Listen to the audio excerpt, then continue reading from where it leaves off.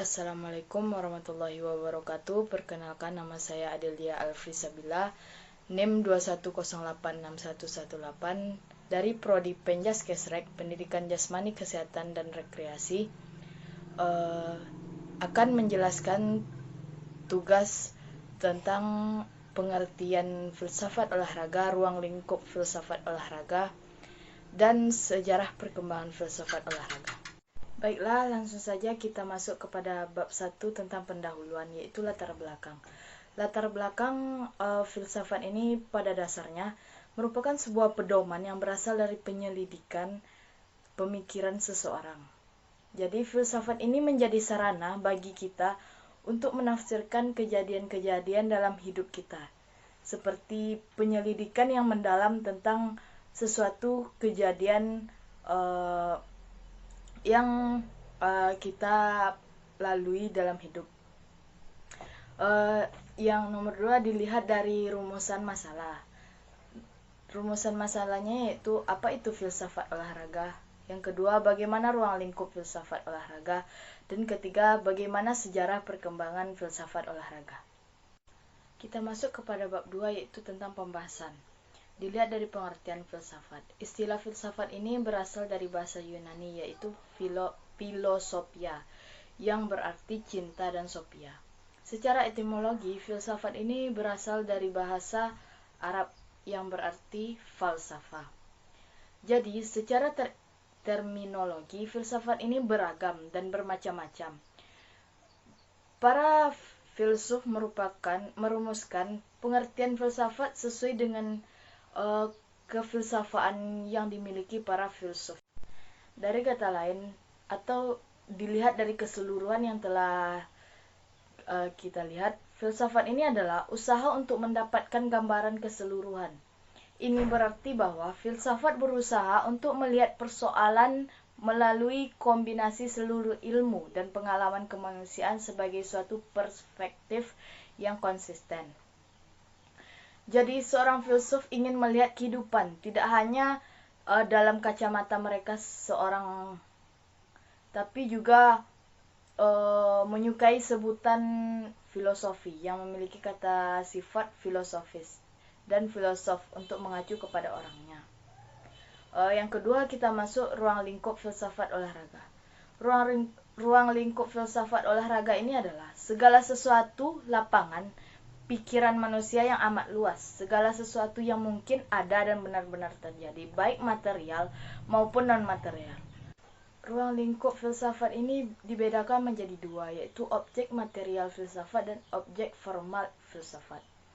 Dilihat dari objek material filsafat ini yaitu hal yang diselidiki, dipandang atau disorot oleh suatu disiplin ilmu. Selain itu, objek material dapat berupa suatu bahan yang menjadi tinjauan penelitian atau pembentukan pengetahuan. Sedangkan objek material filsafat ini terbagi dua, yaitu objek yang bersifat umum dan objek yang bersifat khusus. Dan selanjutnya kita lihat di objek formal filsafat. Objek formal filsafat diartikan sebagai sudut pandang yang ditujukan pada bahan dari penelitian atau pembentukan pengetahuan, atau sudut dari mana objek material itu ditinjau. Beberapa ilmu yang mempelajari manusia sebagai objek, seperti psikologi, antropologi, sosiologi, dan sebagainya. Dan yang ketiga selanjutnya itu kita lihat dari sejarah perkembangan filsafat olahraga ini. Dilihat dari yang pertama itu zaman Yunani klasik. Zaman Yunani klasik ini menceritakan setelah abad ke-6 sebelum Masehi, ketika filsafat tampil ke dunia, mitos dan dongeng diyakini sebagai gejala alam dan teka-teki relasi antar manusia. Manusia dulunya pasif dan dalam menghadapi fenomena alam, dan kini menjadi aktif dan kreatif dalam menguasai alam. Selanjutnya kita masuk kepada zaman pra-Yunani kuno.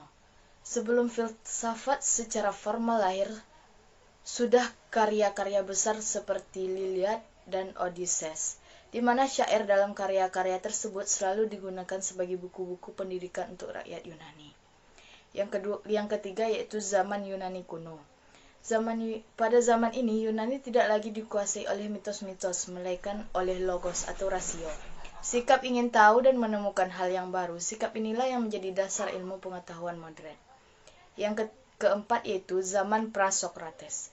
Para tokoh para-Sokrates ini dikenal sebagai filsuf alam. Ciri yang menonjol pada masa ini adalah pengamatan terhadap gejala kosmis dan fisis untuk mencari dan menemukan prinsip atau asas dari segala sesuatu. Yang kelima yaitu pada zaman filsafat abad pertengahan, yaitu antara 6 sampai 15 Masehi. Pada abad ini filsafat ini ditandai dengan adanya teosentrisme dan para pengemban utama oleh para teolog. Yang keenam yaitu pada zaman modern. Pada masa ini muncul berbagai pemikiran Yunani, antara lain yaitu rasionalisme, nasionalisme, empirisme, dan kritisme. Yang ketujuh yaitu zaman kontemporer. Pada zaman ini, tugas filsafat adalah memecahkan persoalan yang timbul akibat tidak paham akan bahasa logika. Selanjutnya yaitu bab 3, penutup. Dilihat dari kesimpulan.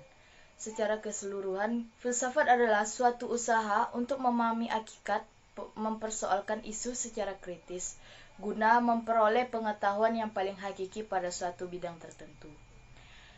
Ruang lingkup adalah segala sesuatu lapangan pemikiran manusia yang amat luas, segala sesuatu yang mungkin ada dan benar-benar terjadi, baik itu material maupun non-material. Perkembangan filsafat dari zaman ke zaman akan terus berubah seiring berjalannya waktu. Yang kedua yaitu saran. Apabila terjadi kesalahan pada penyampaian atau pengucapan, saya minta maaf dan semoga makalah ini bisa bermanfaat bagi pembaca. Baiklah, terima kasih. Assalamualaikum warahmatullahi wabarakatuh.